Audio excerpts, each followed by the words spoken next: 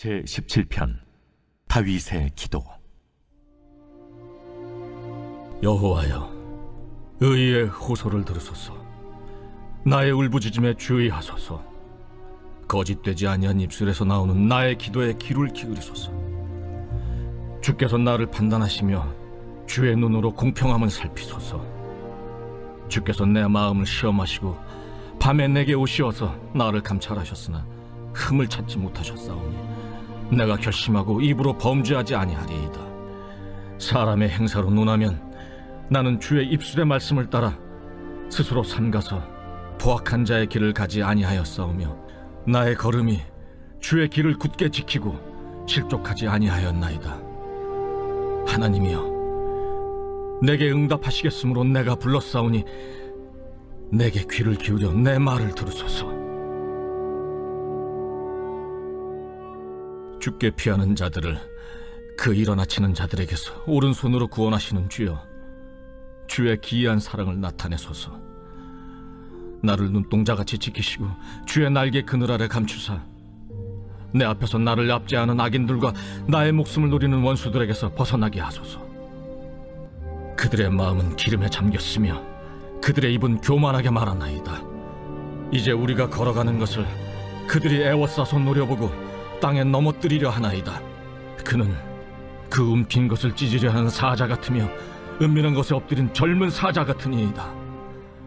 여호와여, 일어나 그를 대항하여 넘어뜨리시고 주의 칼로 악인에게서 나의 영혼을 구원하소서. 여호와여, 이 세상에 살아있는 동안 그들의 분깃을 받은 사람들에게서 주의 손으로 나를 구하소서. 그들은 주의 제물로 배를 채우고 자녀로 만족하고 그들의 남은 산업을 그들의 어린아이들에게 물려주는 자니이다.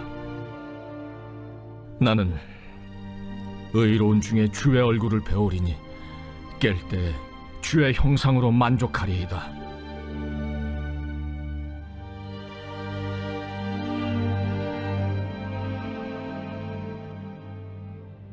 아멘. 할렐루야. 할렐루야. 아멘. 네, 오늘도 이 자리에 오신 우리 모든 성도님들, 우리 하나님께서 오늘도 우리의 삶에 또 우리 11월 첫날입니다. 11월 한 달간도 주님께서 눈동자같이 우리를 지키시고 주님의 날개 그늘 안에서 우리를 안전케 보호해 주실 줄 믿습니다. 또한 주님의 형상으로 우리가 만족함을 누리게 될 줄로 믿습니다. 자, 오늘 함께 읽은 본문 시편 17편은 표제어가 무엇으로 나와 있습니까? 다윗의 기도입니다. 다윗의 기도. 시편의 많은 내용들이 사실상 기도이지요. 150편까지 모든 말씀 한 구절 한 구절이 다 기도입니다. 그런데 특별히 그 가운데서 오늘 이 17편에는 기도라는 표제가 붙게 되었습니다. 이 17편을 포함해서 한번 찾아보니까 86편, 90편, 102편, 142편까지 총 5개에만 이 다윗의 기도다라고 이렇게 표제어가 붙어 있었습니다. 많은 시편이 기도임에도 불구하고 왜 굳이 이 몇 개의 시편에 대해서 기도라는 표제가 붙었을까? 그 이유는 우리가 정확히는 알 수 없습니다. 그럼에도 불구하고 이것을 그냥 다윗의 시라고 하지 않고 다윗의 기도라고 했을 때 우리가 생각해 볼 수 있는 것은 역시 다윗은 기도하는 사람이었구나라는 것을 생각해 볼 수 있는 것이죠. 그는 기도하는 사람이었고 성령님께서 그의 기도의 어떤 것들을 이 기도라는 표제 아래 성경으로 기록하는 것을 기뻐하셨다라는 것입니다. 자, 그 기도의 내용을 오늘 크게 3가지로 분류해 볼 수 있을 것입니다. 첫째는 자신의 현재 상황과 주변 상황에 대한 묘사입니다. 두 번째는 하나님께 요청하는 내용입니다. 그리고 마지막으로 결단하는 내용, 3가지로 분류해 볼 수 있습니다. 오늘 그 내용을 가지고 우리 함께 하나님의 말씀을 나누고자 합니다. 자, 첫째, 다윗의 현재 처한 상황과 주변의 상황에 대한 묘사입니다. 다윗은 현재 자신의 무죄함을, 결백함을 하나님께 하소연하고 있습니다. 주변에서 까닭도 없이 자신을 해하려 한다라고 말하고 있습니다. 자, 이러한 모습을 설명하고 있는 말씀이 오늘 본문 3절과 4절, 5절입니다. 자, 본문 3절에서는 자신의 내적인 모습의 결백함을 주장하고 있습니다. 그리고 본문 4절, 5절에서는 자신의 외적인 모습의 무죄함을 주장하고 있습니다. 자, 본문 3절 말씀을 먼저 보게 되면 주께서 내 마음을 시험하시고 밤에 내게 오시어서 나를 감찰하셨나이다. 흠을 찾지 못하셨사오니 내가 결심하고 입으로 범죄하지 아니하리이다. 자, 사람은 아무래도 속을 알 수 없지만 오로지 우리 하나님만이 사람의 그 중심을 볼 수 있음을 다윗은 알고 있기 때문에 자신의 결백함을 하나님 앞에 하소연하고 있는 것입니다. 그만큼 하나님 앞에서 떳떳하다는 것을 보여주고 있는 내용이지요. 자, 요즘처럼 겉으로 보이는 것만을 중요시하는 이런 사회 풍조에서 우리로 하여금 이 내면의 눈을 뜨게 하는 너무나도 귀중한 기도의 내용이라고 생각을 합니다. 자, 그리고 본문 4절 5절에서는 겉으로 드러나는 행동도 하나님 앞에 떳떳함을 표현하고 있습니다. 4절 5절 말씀을 봅니다.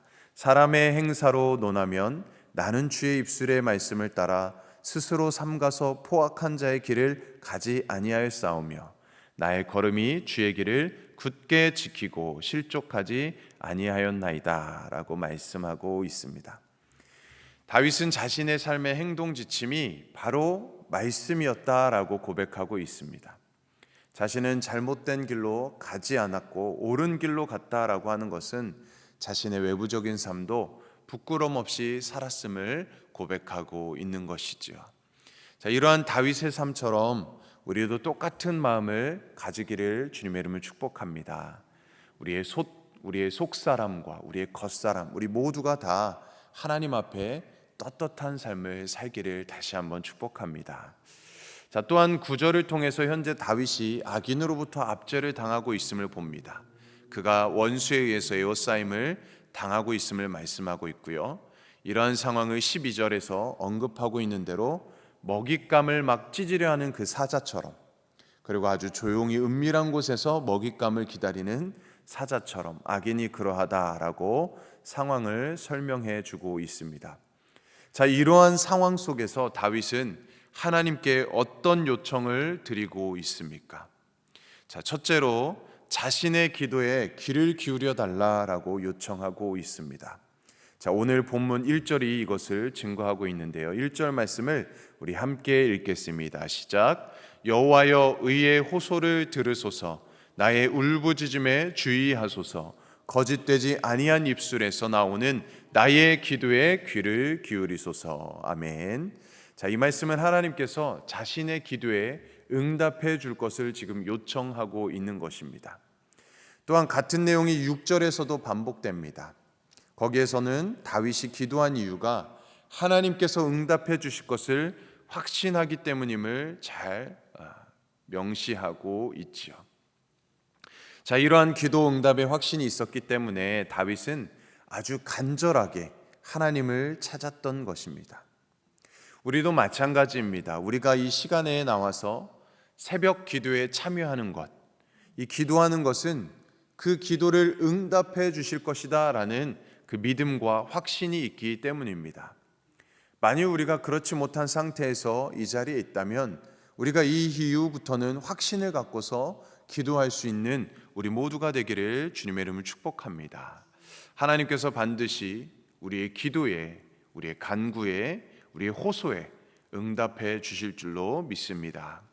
자, 두 번째 요청은 무엇입니까? 원수에게서 벗어나게 해달라라는 것입니다. 자, 그 벗어나게 하는 방법에 대해서 오늘 본문 8절과 9절은 이렇게 언급하고 있습니다. 8절 9절 말씀을 함께 읽어볼까요? 시작. 나를 눈동자같이 지키시고 주의 날개 그늘 아래 감추사 내 앞에서 나를 압제하는 악인들과 나의 목숨을 노리는 원수들에게서 벗어나게 하소서. 아멘.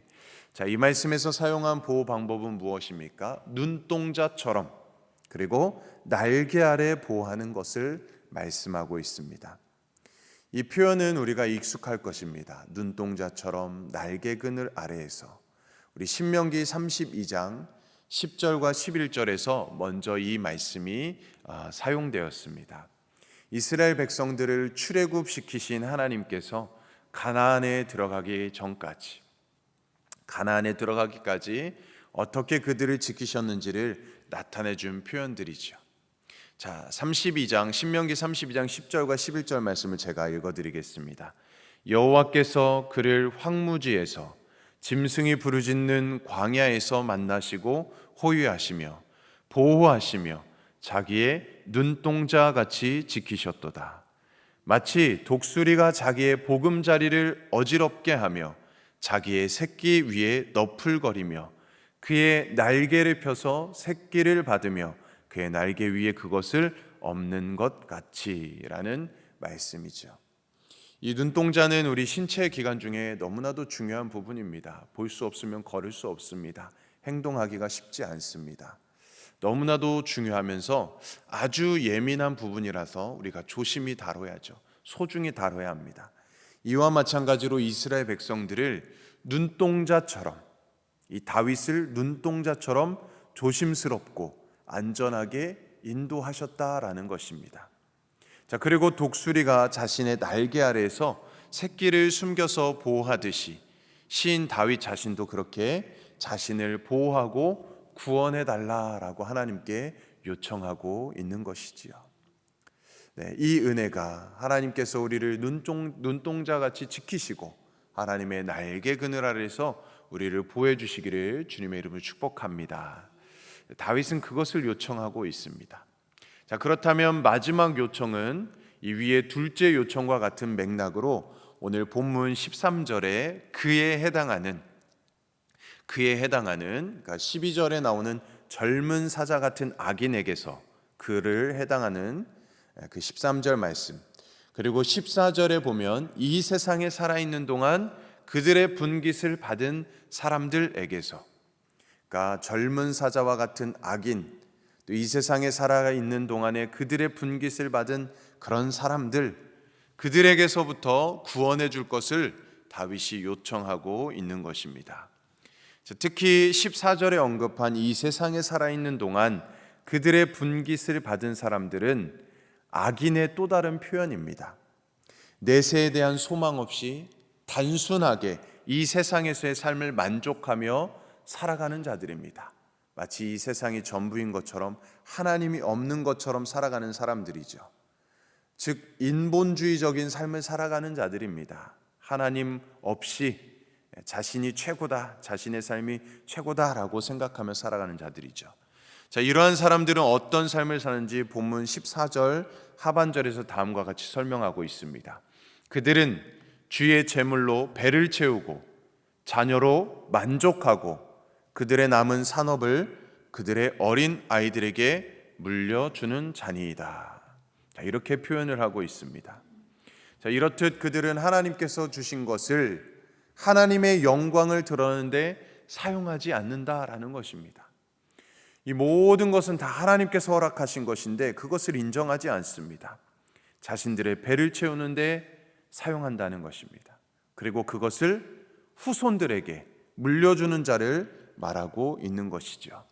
자, 이러한 것으로부터 구원은 하나님 제일주의로 살아가는 것을 말하는 것입니다. 다윗은 지금 하나님 제일주의로 살겠다라는 의지를 표현하고 있는 것이지요. 자, 우리는 위의 내용상 크게 세 가지로 분류했습니다. 다시 한번 말씀을 드리면, 첫째는 다윗의 현재에 처한 상황, 주변의 상황에 대한 묘사였습니다. 자신의 내면 또 외적인 것들을 표현하였고, 또 둘째 하나님께 요청한 내용이었습니다. 하나님께 간청하는 내용들. 그리고 이제 큰 분류로 마지막은 결단하는 부분이었습니다. 자, 그래서 이제 우리가 마지막 15절 말씀을 어떻게 언급하고 있는지, 결단하고 있는지 우리 15절 말씀을 다 함께 크게 읽겠습니다. 시작. 나는 의로운 중에 주의 얼굴을 배우리니 깰 때에 주의 형상으로 만족하리이다. 할렐루야. 아멘. 자, 이는 14절과 상반되는 내용이죠. 상반되는 내용입니다. 14절은 자신의 배를 채우고 그 자신의 갖고 있는 것을 자녀들에게 주면서 그것을 전부라 생각하면서 이 땅의 것을 최고로 생각하면서 인본주의로 살아가는 자들. 그러나 이 15절은 주님의 형상으로 만족하겠다라는 것입니다. 하나님 한 분만으로 만족하겠다라는 것이지요. 자, 이러한 다윗의 결단이 오늘날과 같이 이런 물질 만능주의 또 인본주의에 물들어 있는 우리들에게 또 많은 사람들에게 도전을 주는 그런 말씀입니다. 오늘날 돈이면 안 되는 것이 없다고 할 정도로 돈을 숭배하는 그런 세상이 되어버렸지요. 또 모든 것은 사람이 생각하고 결정한다. 이런 포스트 모더니즘 시대에 자신이 최고인 것처럼, 자신이 전부인 것처럼 자신을 숭배하며 살아가는 세상입니다. 이러한 세상을 살아가면서 우리가 결단해야 될 것이 있는데 그것은 다윗과 같은 결단일 것입니다. 더 많은 것을 소유해서 자신의 배를 채우고 채우다 못해서 후손에게 물려주는 삶이 아니라 하나님 한 분만으로 만족하는 삶을 통해서 내가 소유한 모든 것을 주님을 드러내는 데 사용하겠다라는 결단인 것입니다. 하나님께서 우리에게 더 주신 것, 우리가 더 가진 것은 하나님의 사명을 위한 것입니다. 또한 나의 생명조차도 하나님께서 주관하시고 주인 되어 주심을 우리가 인정하면서 하나님께서 우리를 창조하신 그 목적과 그 뜻대로 우리가 살아가는 삶이 되어야 하는 것이죠. 오늘 우리에게 생명을 주심, 오늘 또 이 하루를 우리에게 허락해 주심은 하나님의 사명을 감당하기 위함일 것입니다. 그러므로 오늘 우리가 주님의 사명을 감당하며 하나님 한 분만으로 만족하며 사는 삶이 되기를 바랍니다. 그 은혜가 저와 여러분들의 삶에 가득 넘치기를, 충만하시기를 주님의 이름으로 간절히 축원드립니다. 아멘. 우리 함께 기도하겠습니다. 하나님 아버지, 오늘 우리에게 주신 이 시편 17편의 말씀을 통해서 우리에게 깨닫게 하시고 도전을 주시고 교훈해 주심에 감사를 드립니다. 다윗이 처한 상황이 너무나도 다급하여서 하나님께 기도하지 않을 수 없었는데 우리에게 나태한 삶을 일깨우고 우리도 기도하며 나아갈 수 있도록 인도하여 주시니 감사를 드립니다. 이스라엘 백성과 다윗을 눈동자와 같이 보호하시고 독수리 날개 안에 품어주신 것처럼 오늘을 사는 우리에게도 그 은혜를 허락하여 주셔서 한 사람도 나고자 되는 자 없게 하시고 주님 주시는 평강 속에서 오늘도 평안히 살게 하여 주시옵소서. 특별히 오늘은 11월 첫날입니다. 11월 한 달도 남은 24년 한 해도 오늘 하루도 하나님의 말씀과 기도로 깨어있게 하시고 새 속에 물들지 않게 하시고 주님 한 분만으로 만족하며 사는 삶, 기뻐하고 감사하고 기도하며 살아가는 우리의 삶이 되게 하여 주시옵소서. 모든 은혜 주심에 감사를 드리며 예수님의 이름으로 간절히 기도드리옵나이다. 아멘. 아멘. 자, 오늘은 중앙아시아권 선교를 위해서 우리 함께 기도합니다. 우리 키르기스탄 정춘섭, 김은희, 방글라데시 다스제랄드, 리스파, 알바니아 최조영, 홍정희 선교사님을 위해서 함께 기도해 주시고 우리 교회를 위해, 우리 가정을 위해서 또 우리 개인의 기도 제목을 가지고 주님의 이름 세 번 외치며 간절히 기도하겠습니다. 주여